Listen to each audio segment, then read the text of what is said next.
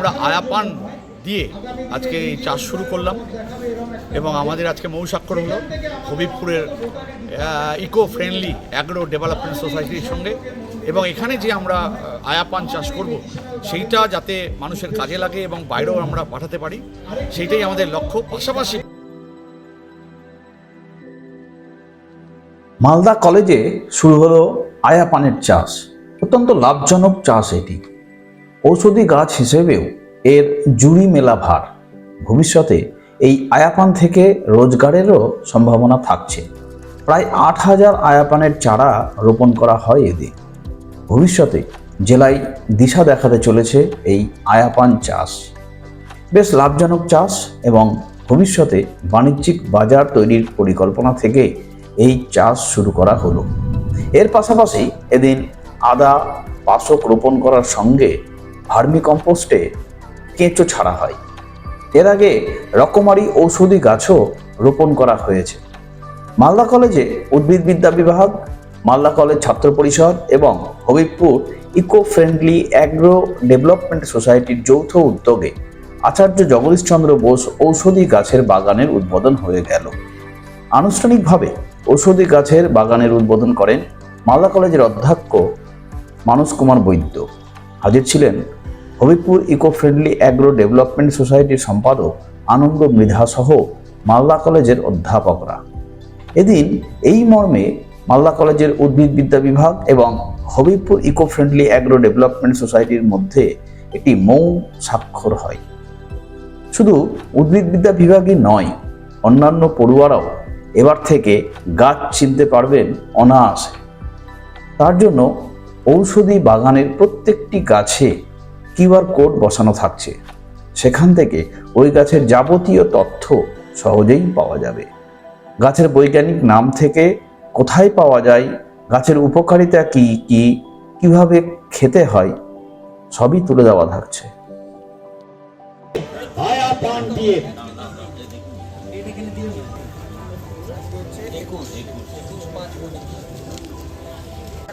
হ্যাঁ, দুটো স্বাক্ষর, তারপরে আমরা উইটনেস আইকিউএসি কোঅর্ডিনেটর, আমরা এখানে যারা আছি জিবি মেম্বার, আমরা এখানে স্বাক্ষরিত করব।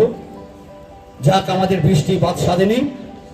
আমরা প্রতিটি গাছে তার মেডিসিনাল নাম, কমন নেম এবং তার ভ্যালু এবং হ্যাবিটস এবং তার সায়েন্টিফিক নেম সহ প্রতিটি গাছে আমরা এগুলো লাগিয়ে দেব, যার মধ্যে কিউআর কোড থাকবে।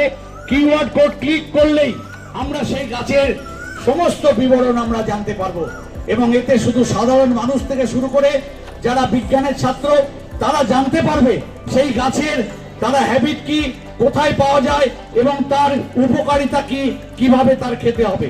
আমরা সেই কাজও শুরু করেছি আজ থেকে। ঠিক আছে,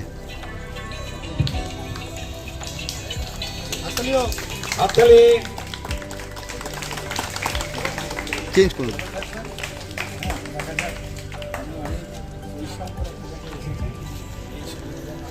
এবার আমি চলুন আমরা দুজন যারা গাছ লাগিয়েছেন আমাদের কলেজের অধ্যক্ষ ডক্টর মানস কুমার বৈদ্য এবং eco friendly agro development society. একটু ঘোরাতো ওই সেটা, হ্যাঁ হ্যাঁ বোটটা একটু হাঁটা আজকে এখানে যেটা আমরা পরিকল্পনা করেছি, মালদা কলেজে নতুন করে আচার্য জগদীশচন্দ্র বসু মেডিসিনাল প্ল্যান্ট গার্ডেনের শুভ সূচনা হলো এবং এখানে আমরা আয়াপান দিয়ে আজকে এই চাষ শুরু করলাম এবং আমাদের আজকে মৌস্বাক্ষর হলো হবিবপুরের ইকো ফ্রেন্ডলি অ্যাগ্রো ডেভেলপমেন্ট সোসাইটির সঙ্গে। এবং এখানে যে আমরা আয়াপান চাষ করব সেইটা যাতে মানুষের কাজে লাগে এবং বাইরেও আমরা পাঠাতে পারি, সেইটাই আমাদের লক্ষ্য। পাশাপাশি বিভিন্ন মেডিসিনাল গাছগুলো এখানে থাকবে এবং যেগুলোর নাম, সায়েন্টিফিক নেম এবং তার সমস্ত উপকারিতা আমরা প্রত্যেকটা গাছের পাশে কিউআর কোডে দিয়ে দিয়েছি, যাতে ছাত্রছাত্রী থেকে শুরু করে সাধারণ মানুষও জানতে পারে যে এই মেডিসিনাল গাছের কী গুণাগুণ আছে। এবং এইটা আমাদের লক্ষ্য এবং আগামী দিনে মালদা কলেজের যত গাছ আছে সমস্ত গাছে আমরা কিউআর কোড রাখবো। কতগুলো আয়াপান লাগানো? আজকে ৮,০০০ আয়াপান চারা গাছ লাগানো হলো এখানে। আজকে মালদা কলেজের বোটানি ডিপার্টমেন্ট সঙ্গে আমাদের কলেজের স্টুডেন্ট কাউন্সিল এবং অ্যাগ্রোবেস ইন্ডাস্ট্রি সোসাইটি তাদের যৌথ উদ্যোগে একটি মেডিসিনাল প্ল্যান্ট গার্ডেন উদ্বোধন হলো। এই গার্ডেনে আজকে 8,000 আয়াপান লাগানো হবে। বোটানি ডিপার্টমেন্টের ছাত্রছাত্রীরা এটার সঙ্গে যুক্ত হবে এবং এটা জানতে পেরেছি এই আয়াপানের গুণাবলী কী আমি আর এখানে বলছি না। এটাকে আমাদের উদ্দেশ্য আছে, এটা এমন একটা মডেল করতে চাইছি যেখান থেকে ছাত্রছাত্রীরা তাদের গ্রামে গিয়ে এই ধরনের মেডিসিনাল প্ল্যান করবে, যেখান থেকে এক্সপোর্ট করার প্রভূত সুযোগ আছে, অর্থাৎ রুজি রোজগারের একটা বড় সুযোগ আছে। পার্টিকুলারলি বোটানি ডিপার্টমেন্টের ছাত্রছাত্রী যারা গাছ নিয়েই পড়াশোনা করে সেই ব্যাপারে তারা আরও বেশি দক্ষ হবে। তাদের হাত ধরে আরও বেশি এই মেডিসিনাল গার্ডেন মালদাতে হবে আমরা আশা রাখছি এবং সে ব্যাপারে আমরা কলেজের টিচাররা মূলত ডিপার্টমেন্ট এবং যারা এক্সপার্ট তাদের সহযোগিতা নিয়ে এই মেডিসিনাল গার্ডেন সারা বছর ধরে মেনটেন হবে এবং এখান থেকে আমাদের স্বপ্ন আছে এটা থেকে কতটা আমরা এক্সপোর্ট করতে পারি এই স্বপ্ন নিয়েও আছি, যার থেকে ছাত্রছাত্রীরা উৎসাহিত হবে যে এটাকেও একটা আগামী দিনে রুজি রোজগার বা এমপ্লয়মেন্টের স্কোপ তৈরি হবে বলে আমরা মনে করছি।